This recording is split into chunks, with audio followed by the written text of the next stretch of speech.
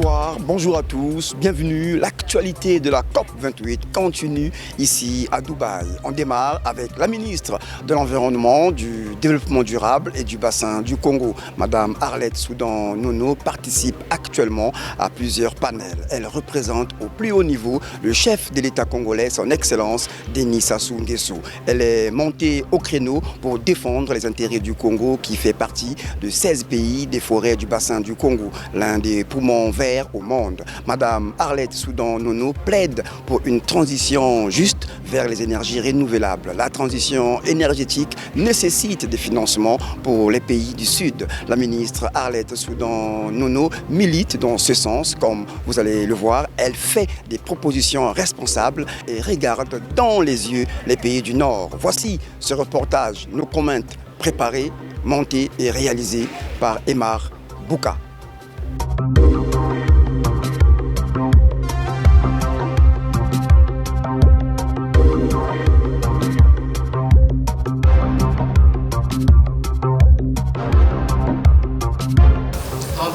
Le président de Denis Sassou Nguesso et le président de la commission climat du bassin du Congo. Et nous sommes une institution sous-régionale de l'Union africaine. Nous venons de tenir un sommet, le sommet à Brazzaville des trois bassins.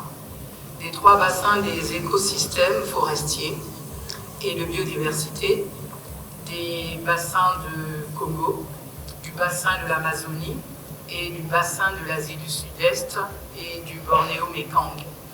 Pourquoi ces trois bassins? Parce qu'à nous trois, nous représentons 80% des forêts tropicales mondiales et nous portons un quart de la biodiversité mondiale. Mais je vais revenir sur le bassin du Congo. Le bassin du Congo, tout le monde le connaît. C'est 1,5 milliard de CO2 de séquestration. Mais le bassin du Congo, c'est quelque chose que je n'entends pas assez souvent dit. C'est 31 milliards de tonnes de CO2 de tourbières. En anglais, ce sont les peatlands. Pourquoi j'insiste sur les tourbières?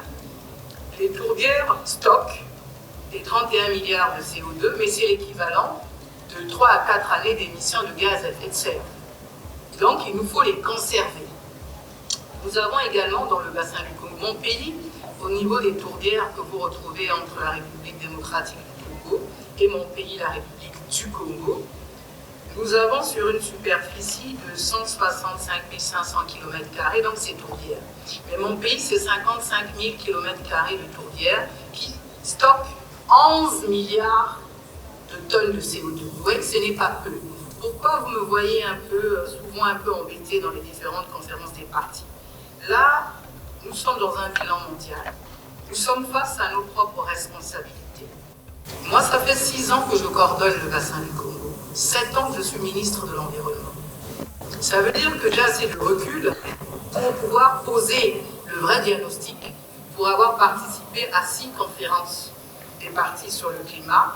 Et je suis en même temps pas simplement l'autorité nationale désignée du climat de la République du Congo, mais le point focal également de la biodiversité. Donc, j'ai les données du climat, de la biodiversité et de l'environnement. Qu'est-ce que nous constatons? On nous a demandé de mettre en conformité avec l'accord de Paris notre contribution nationale déterminée. Mais l'Afrique, de façon globale, n'est pas un émetteur. C'est 4% des émissions globales de la planète, l'Afrique. Nous sommes ce qu'on appelle le régulateur du climat mondial. Mais quand on regarde les financements, on ne peut pas dire qu'il nous faut trouver des solutions basées sur la nature, aller vers une transition énergétique, financer les 17 objectifs de développement durable, sans réellement donner l'argent à ceux qui portent ce qu'on appelle les services écosystémiques de la planète. Donc je m'interroge au gré des conférences des partis, le discours que nous avons est réellement concrètement ce que nous faisons. Ça pose vraiment un problème. C'est un grand écart. Nous ne pouvons pas être ceux qui régulent le climat mondial et ceux qui sont la solution sans en avoir les financements. Nous, aujourd'hui, nous avons des projets qui sont issus de nos contributions nationales déterminées. Donc, nous sommes basés sur la nature, les solutions. Il nous faut trouver comment dire au reste du monde, parce que nous ne sommes pas en dehors du reste du monde, comment maintenir les ambitions de l'accord de Paris, comme rappelle le GIEC, 1,5 degré Celsius. Mais on ne peut pas donner le dos à ceux qui portent cette régulation. Je n'entends jamais parler du bassin du Congo. Pourtant, aujourd'hui, c'est le premier séquestrateur net carbone de la planète. Ce n'est pas moi qui le dis, c'est le GIEC qui l'affirme. Donc, je m'interroge souvent, au gré des conférences, les solutions sont connues. Nous sommes de très bons élèves de l'atténuation, vous l'avez compris, mais nous voulons quand même concilier le rapport de l'adaptation et le rapport de l'atténuation, parce que c'est intrinsèquement lié. Et l'un des points forts de Brazzaville, pendant le sommet des 3 bassins, ça a été le droit de l'environnement et du climat et le droit de la biodiversité qu'il nous faut concilier. Les solutions sont connues. Même si nous devons nous désengager des énergies fossiles, il nous faut des financements pour aller à la transition énergétique. Donc, aujourd'hui, nous tournons en rang. Les forêts du bassin du Congo sont intactes. Je vous l'ai rappelé, c'est 4% d'émissions. Le pape l'a rappelé, il y a 8 ans, il a fait le Laudato aussi. Tout le monde le sait. Et là, maintenant, il a fait le Laudato Deum. Pour interpeller nos consciences, c'est la création, tout ça. Pourquoi nous n'arrivons pas, avec malgré toutes les hypothèses posées, les solutions identifiées, les plans d'investissement des États, à financer directement les États qui portent la caution des équilibres climatiques, sincèrement. Moi, je suis venue pour le dire à la COP. Mon président était là, le président Denis Sassou Nguesso. Il a réaffirmé dans la déclaration des États. Il y a l'un des points cruciaux qui nous permet réellement, je vais terminer par là, de toucher du doigt les financements, c'est le marché du crédit carbone. Il faut l'équiter pour permettre aux États souverainement de pouvoir jouir de leur financement pour financer même l'un des points cruciaux de 17 objectifs de développement durable, c'est l'éradication de la pauvreté. On ne peut pas continuellement venir dire il nous faut trouver des solutions alors que les solutions sont connues, sont trouvées. Nous avons un fonds qui a été monté avec la Banque mondiale, avec le programme des Nations Unies sur le développement. Là, notre sommet a été porté par le secrétaire général des Nations Unies, Antonio Guterres, qui a mobilisé toutes les agences du système des Nations Unies. Aux côtés des États, nous avons une grande déclaration qui est là. Nous avons la déclaration africaine de Nairobi des 54 États africains qui demandent quelque chose également, les DTS, les droits de tirage spéciaux. Donc tout ça est identifié, tout ça doit ressortir dans le cadre du bilan mondial pour que nous gagnions du temps. Parce que puis nous parlons simplement, nous venons là faire des déclarations, sans concrètement, nous faisons des grandes annonces, oui, les annonces, mais il nous faut des résultats concrets sur le terrain. Je vous remercie.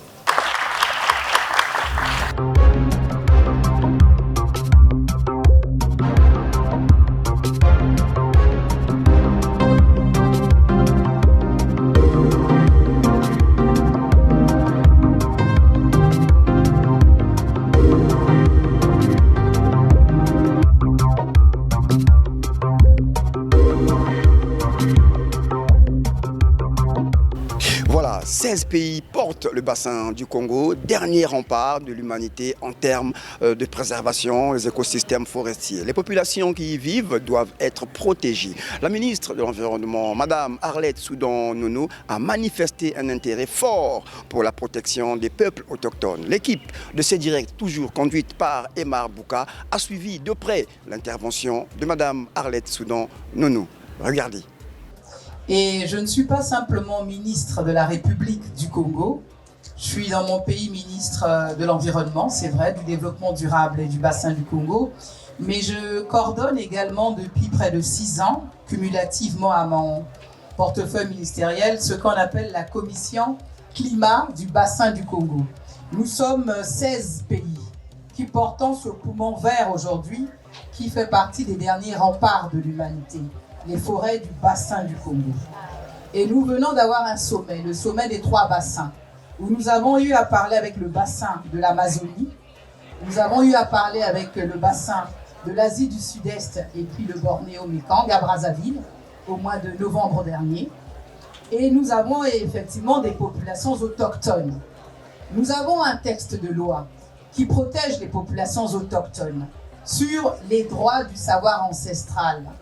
Puisqu'aujourd'hui, nous revenons à la nature, puisque même dans le cadre des différents engagements des pays, nous devons aller vers des solutions basées sur la nature aujourd'hui. Et au centre des solutions basées sur la nature, il n'y a pas mieux que les populations autochtones, les populations qui sont les gardiens de la nature en fin de compte, mais qui sont souvent victimes des entreprises, des industries, souvent forestières, qui prennent des cahiers de charges très très lourds au niveau des partenariats qu'ils signent avec les institutions étatiques, mais souvent qui ont du mal à respecter ce cahier de charges-là. Et donc, nous avons pris donc des textes de loi pour préserver les intérêts des populations autochtones. Et nous avons beaucoup d'aires protégées qui inclut donc sur le plan de la superficie la protection justement des territoires de ces populations autochtones. Mais je vous avoue qu'avec l'industrialisation, c'est une bagarre que nous avons après le temps, que les multinationales qui viennent même dans les différentes conférences des partis, que ce soit du côté de la biodiversité, de la Convention sur le climat où nous sommes aujourd'hui, mettre la main sur le cœur, mais sur le terrain, le profit fait que souvent, si vous n'êtes pas regardant, ils détruisent tout au détriment du cahier de charges auquel ils ont pris les engagements. Donc nous avons vraiment des textes spécifiques déjà pour l'intégration. Il y a des quotas qui sont là pour la prise en compte dans le cadre déjà des institutions, déjà comment les intégrer dans la société, parce qu'il y a ceux qui veulent rester avec que le savoir ancestral dans les forêts, et il y en a également qui, vu que la nature, l'homme est en train de développer un peu partout, ils sont à la limite du développement, intègrent également les zones urbanisées déjà. Donc nous avons trouvé des textes qui, en travaillant avec les populations autochtones, nous ont permis de comprendre comment elles fonctionnent, comment nous pouvons communiquer, surtout en ce qui concerne la pharmacopée. Et nous avons toujours recours à ce savoir ancestral. Comment nous faisons également pour la pêche, parce qu'aujourd'hui la pêche veut être agressive avec toutes les licences que nous donnons. Et aujourd'hui donc ces gardiens nous ramènent un peu à la protection un peu plus naturelle de l'exploitation de nos propres ressources, même halieutiques. Ça va même au-delà de la forêt, puisque dans les zones, les superficies données aux populations autochtones, il ne faut pas oublier qu'il y a des sources d'eau. Et il y a également l'extraction minière qui fait beaucoup de dégâts. Et donc, je vous avoue qu'en tant que ministre de l'Environnement, j'impose ce qu'on appelle les études d'impact environnemental et social. C'est maintenant la mise en œuvre de ces études, souvent par les exploitants, les industriels, que si vous ne faites pas attention, vous mettent en difficulté. Souvent, ils ont l'habitude, par exemple, dans le cas de l'extraction de l'or, d'utiliser du mercure. Le mercure qui pollue toute source d'eau. Et donc, on est dans ce combat-là pour protéger ces populations autochtones. Et moi, je suis contente d'en avoir avec moi dans le cadre de mon travail, parce que nous sommes allés, je pense, en Indonésie. L'année dernière, j'avais emmené dans mes délégations, justement, un représentant des populations autochtones, parce que nous avons ce qu'on appelle des tourbières, des peatlands en anglais, sur des territoires où il y a des populations autochtones.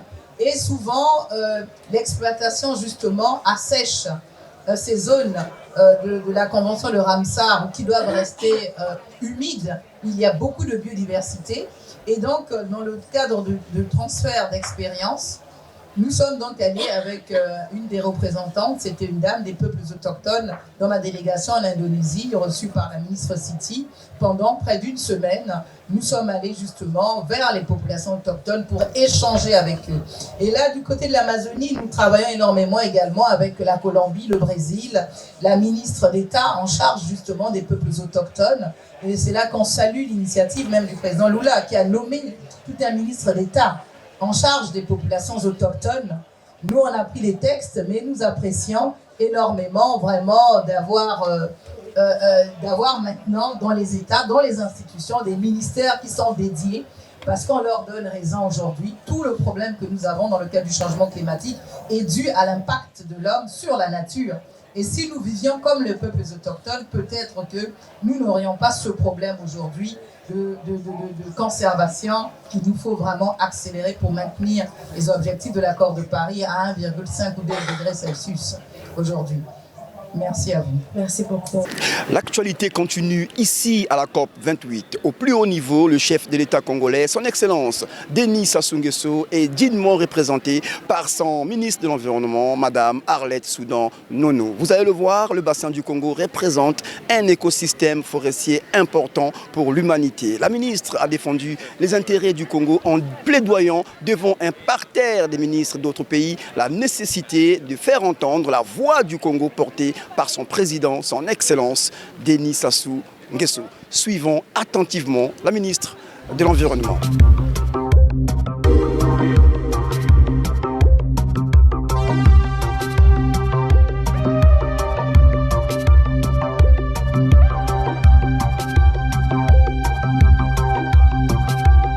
Notre urgence, c'est que les forêts séquestrent 1,5 milliards de CO2, mais nous avons les tourbières, en peatland en anglais, qui stockent 31 milliards de tonnes de CO2.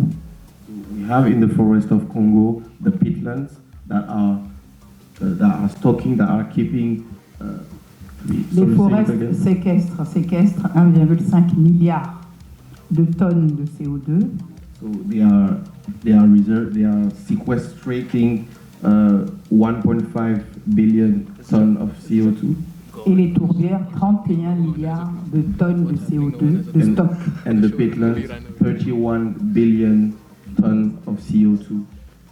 Pourquoi je parle de séquestration pour les forêts et de stock carbone pour les tourbières?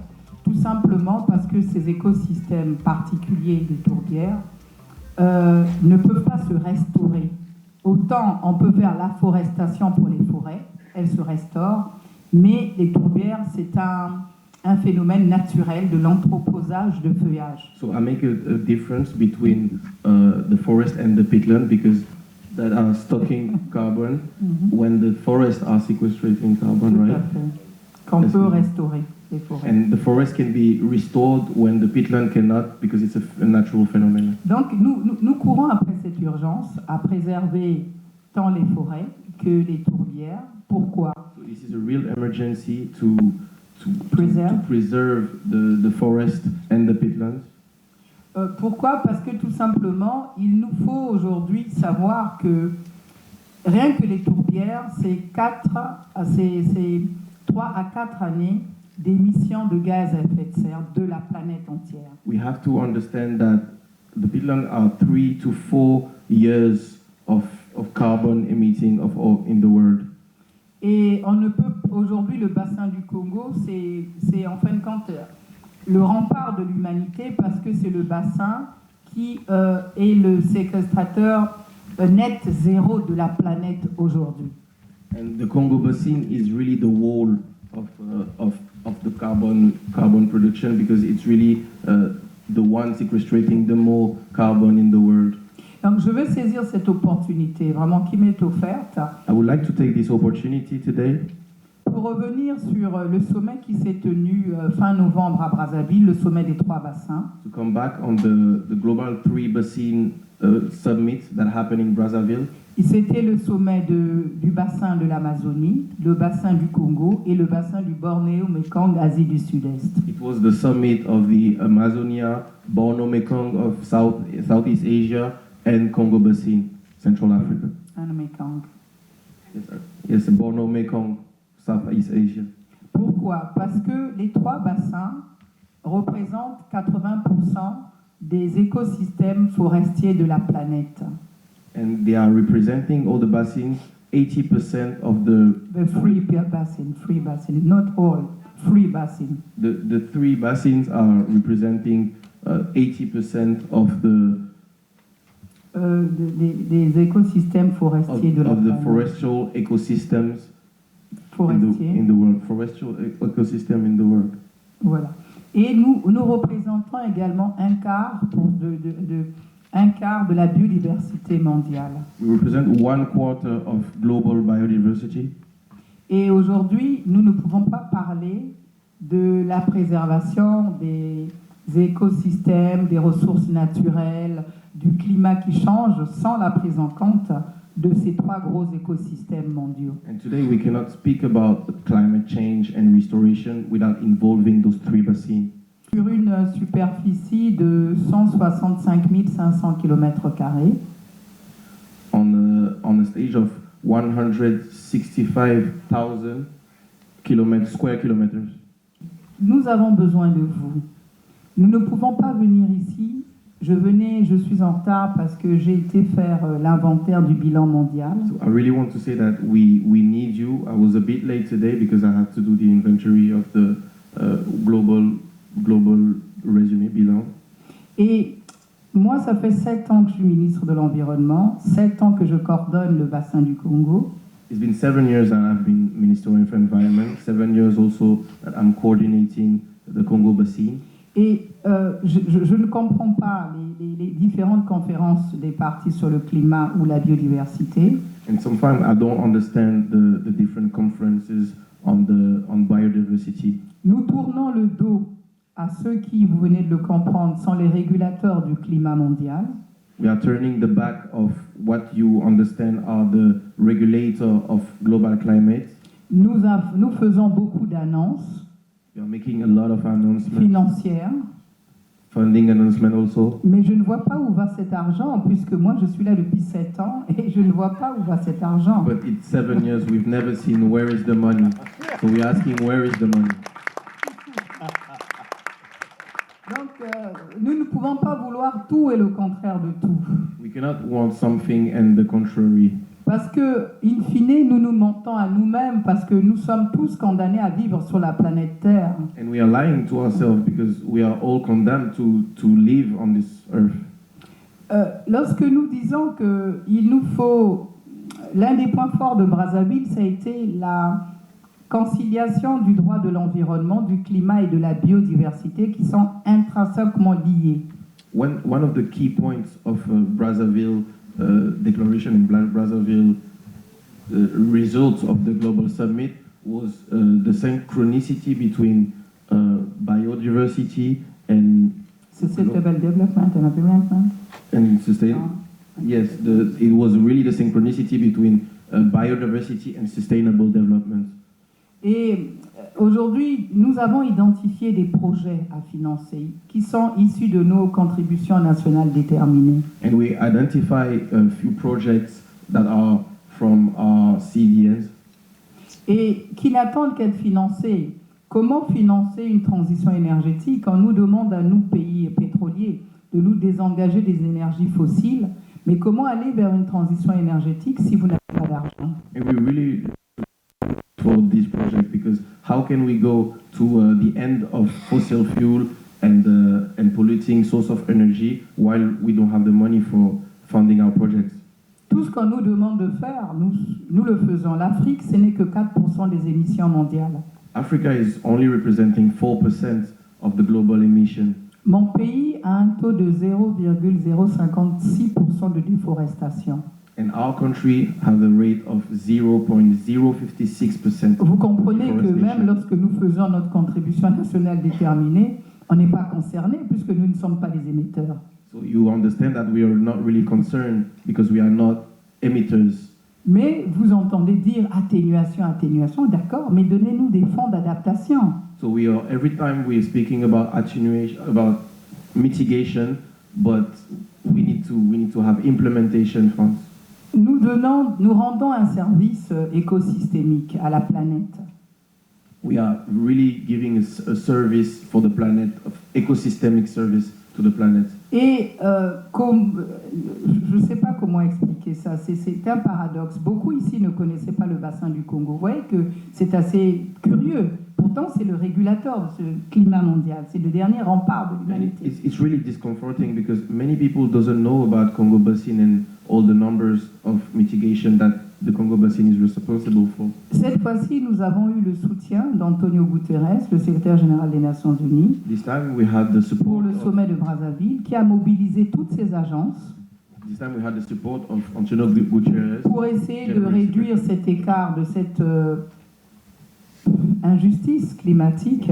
to try to fill the gap of this injustice. Nous avons un fonds, le fonds bleu pour le bassin du Congo, So we have a fund, a funding instrument, the Blue Fund for Congo, qui a été monté avec la Banque mondiale, le programme des Nations Unies pour le développement, which have been built with the support of the World Bank. toutes les garanties maintenant pour permettre à tous les partenaires de travailler avec un outil en toute transparence. So now we have all the guarantee to reassure the partner to work in an environment of Mais transparency. qu'est-ce que nous constatons? On fait beaucoup d'autres projets financiers pour éviter que l'argent revienne directement à ceux qui régulent le climat mondial. And we are doing everything we can to C'est la même regulate chose pour les États insulaires qui disparaissent à vue d'œil. On attend qu'ils disparaissent pour crier « Oh, ils ont disparu ». It is the same thing with the island nations that are really disparating. C'est la même chose qui se With the passe water. du côté du Sahel avec la désertification et la Same with- grande muraille verte. Same with the Sahel and desertification. Toujours pas de financement 20 ans après cette grande initiative. Even 20 years after this initiative, still no Donc funding. voilà ce que je pouvais dire dans un premier temps. Vous voulez savoir comment nous aider. Nous avons des projets, des programmes qui sont issus de nos contributions nationales déterminées. Nous avons besoin d'un renforcement de capacité building. Nous avons besoin d'un transfert de technologie. Donc, il nous faut la ressource financière pour mettre tout ça en exécution. So this is what I wanted to say firstly. If you want to help us, we really need we need capacity building, and we also need funding for our projects. And crucially, thank you so much for firstly navigating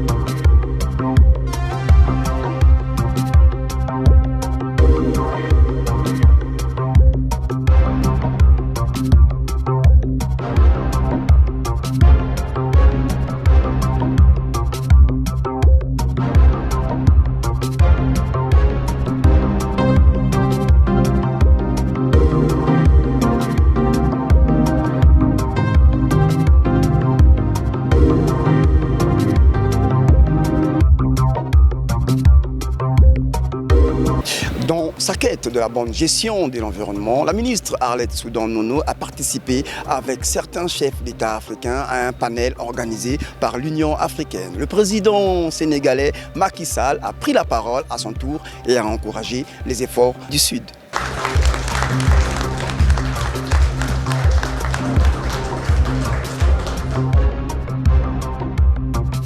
Voilà, c'est la fin de ce MAG COP 28, mais la COP 28 se poursuit. On se retrouve donc demain avec d'autres actualités.